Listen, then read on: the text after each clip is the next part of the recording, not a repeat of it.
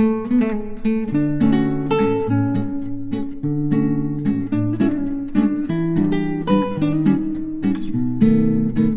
Welcome to my channel dolphin biology classes by ओपेन sir.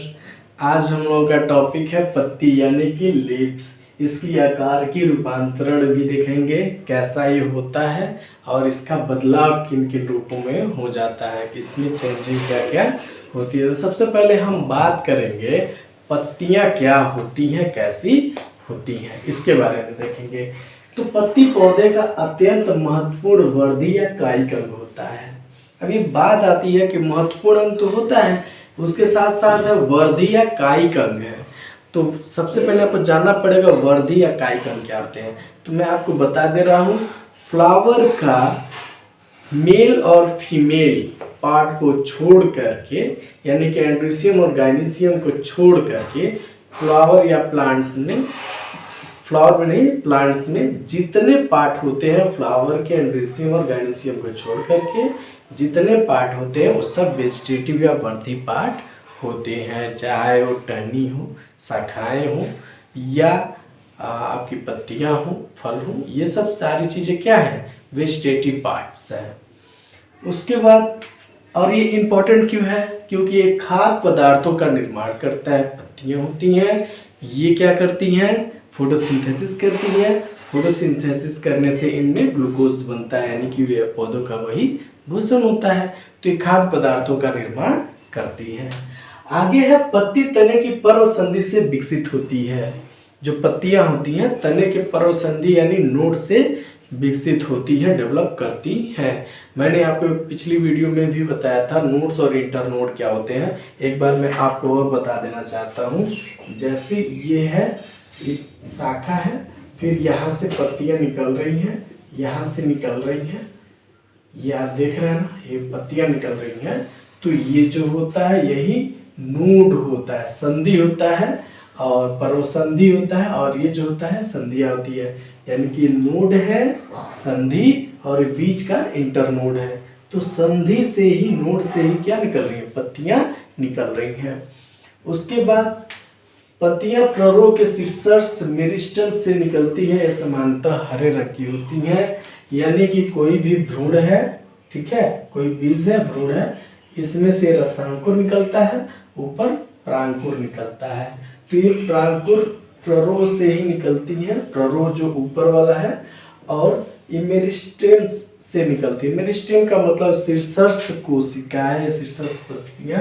ये जो आप देख रहे हैं ये ऊपर मेरिस्टेम रहता है, बार बार विभाजित होता है, तो यहीं से पत्तियां निकलती है, मेरिस्टेम से निकलती हैं।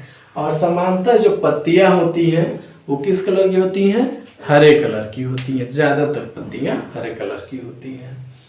अब बात करते हैं प्रारूपिक पत्ती के भाग। एक जनरल सी लीफ है, उसके कौन कौन से भाग होते हैं ये हम लोगों को जानना है। तो पर्णाधार होता है, पर्णवृत्त होता है, पर्णफलक होता है। एक एक करके देखेंगे पर्णाधार क्या होता है।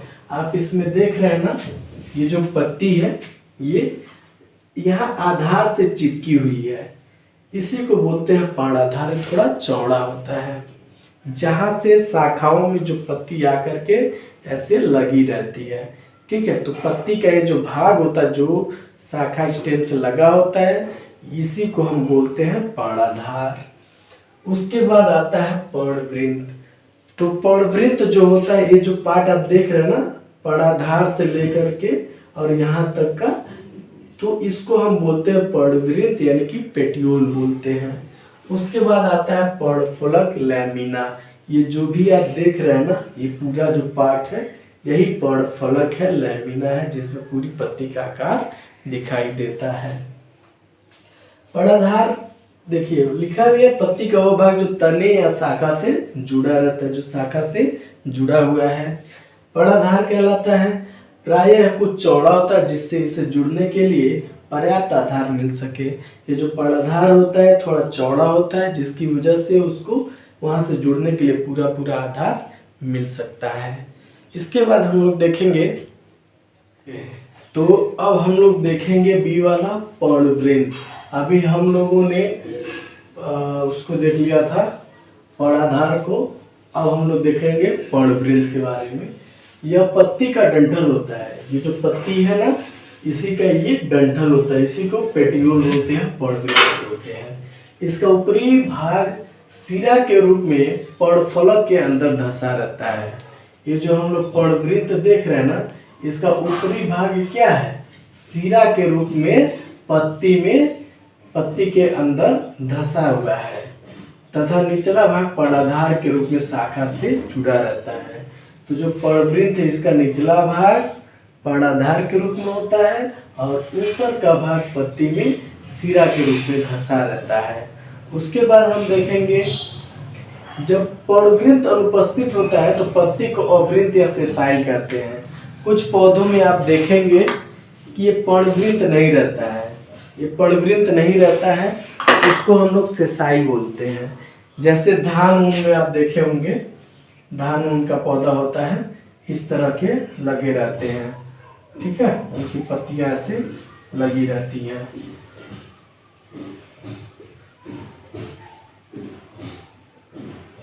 किसको सेसाइल बोलते हैं, क्यों बोलते हैं, क्योंकि उनमें पर्णवृंत नहीं पाया जाता, उसको अवृंत बोलते हैं। और जिन पत्तियों में पर्णवृंत होता है इसको सवृंत यानी कि पेट्यूलेट बोलते हैं। यानी कि ये जो पत्ती है पेट्यूलेट है, सवृंत है, क्योंकि इसमें वृंत पाया जा रहा है, पर्णवृंत पाया जा रहा है। जैसे पीपल, आम और अमरूद वाले में आपको पेट्यूल पर्णवृंत मिलेगा, तो इसको हम लोग बोलते हैं सवृंत यानी कि पेट्यूलेट बोलते हैं। और ये पर्णवृंत अधिकाधिक प्रकाश तथा वायु के लिए पर्णफलक को ऊंचा उठाए रखता है। अगर पर्णवृंत नहीं रहता तो ये पत्तियां क्या हो जाती, नीचे झुक जाती। पर्णवृंत रहने के कारण पत्तियां ऊपर रहती हैं, जिससे ज्यादा से ज्यादा प्रकाश और वायु को एब्जॉर्ब कर सके, फोटोसिंथेसिस और रेस्पिरेशन कर सके, प्रकाश संश्लेषण और शोषण कर सके। तो ये पर्णवृंत क्या करता है, इनको ऊपर उठाए रखता है, थोड़ा ऊंचाई पे रखा रहता है।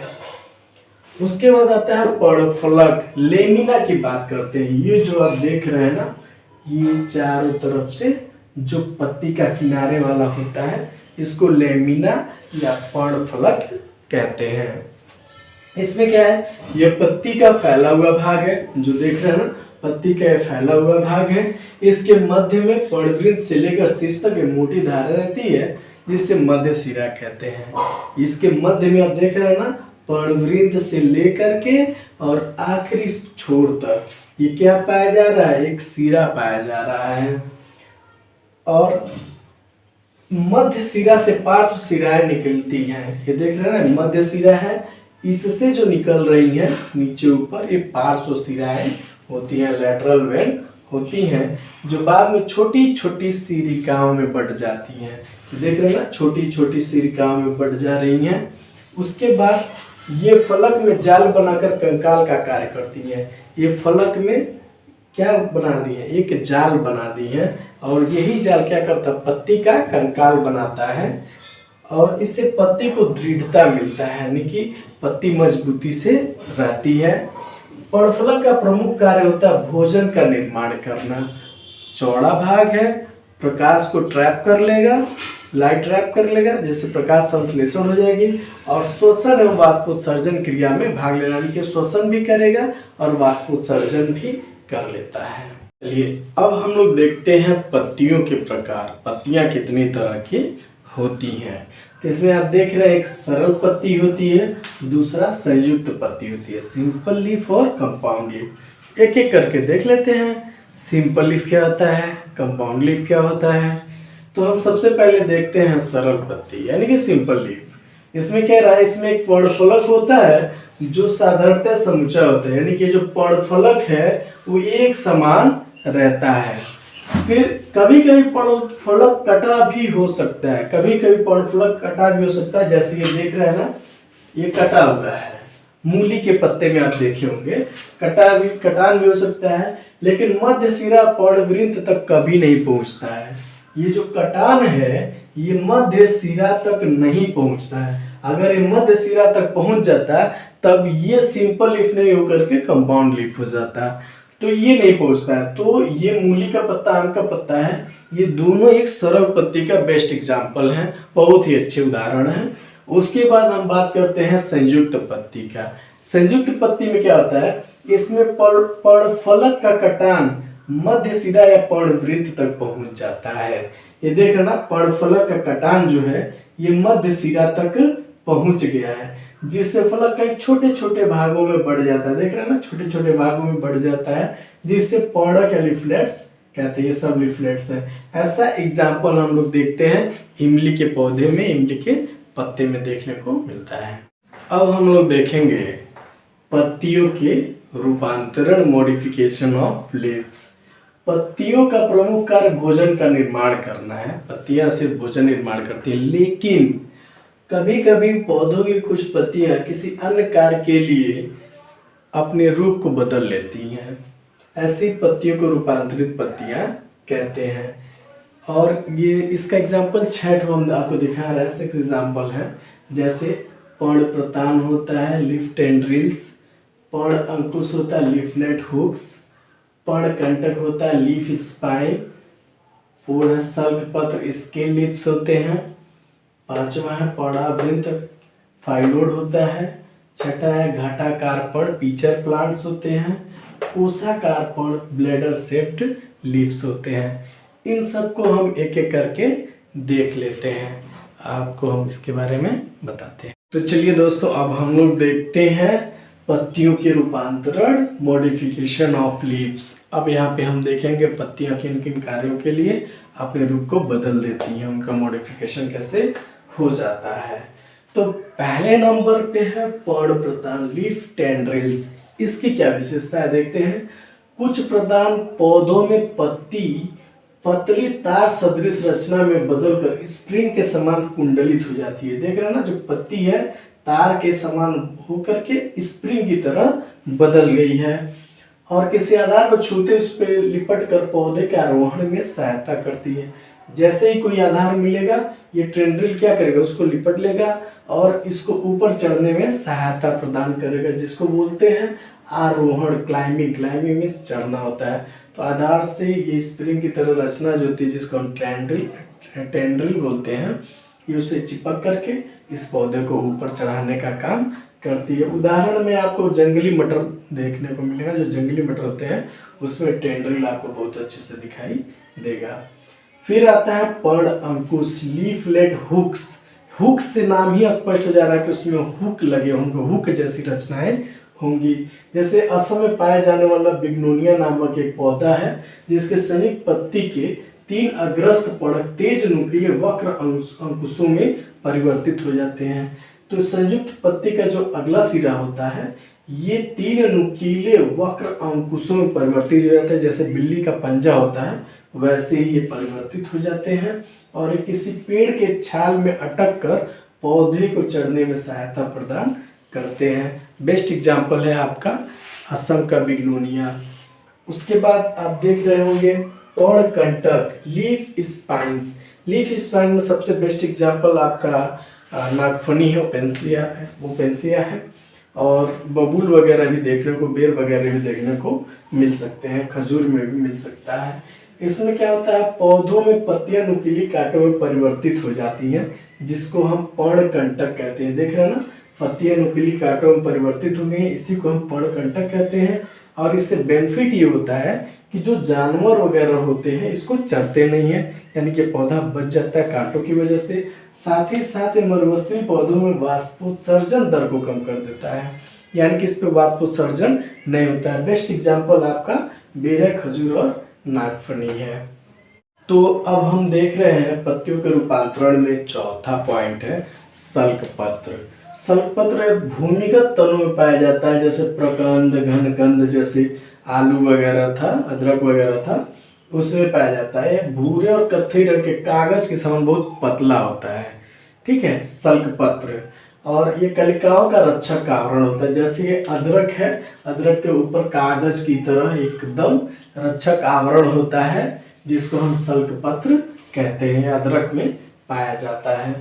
उसके बाद आता है घटाकार पर्ण। कुछ पत्तियां अपने आप को घड़े के रूप में बना लेती हैं, जिसको बोला जाता है घटाकार पण, पिचर शेप्ड लीव्स। कुछ कीटभक्षी पौधे की पत्तियां कीटों को पकड़ने के लिए कलश या घड़े के समान बदल जाती हैं। ये ऐसा इसलिए करती हैं क्योंकि ये पौधे भूमि से नाइट्रोजन नहीं ले पाते हैं, इसीलिए कीटों को ही खा लेते हैं, भक्षण कर लेते हैं, जिससे कीटों से इनको नाइट्रोजन की पूर्ति हो जाती है। इसका बेस्ट एग्जांपल है पिचर प्लांट, घट पादप या नेफेंथीज है। ये देख रहे हैं ना, पत्ती जो है घड़े के रूप में बदल गई है। उसके बाद हम बात करते हैं कोशाकार पर्ण यानी कि ब्लेडर शेप्ड लीफ। ये यूट्रिकुलेरिया नामक एक जलीय कीटभक्षी पौधा पाया जाता है। ये जल में रहता है। ये करता क्या है कि इसकी पत्ती रूपांतरित होकर के ब्लेडर के समान रचना बना लेती है, जिसमें से नन्हे नन्हे जलीय जीव उसके अंदर प्रवेश तो कर जाते हैं, लेकिन ये बाहर नहीं आ पाते हैं।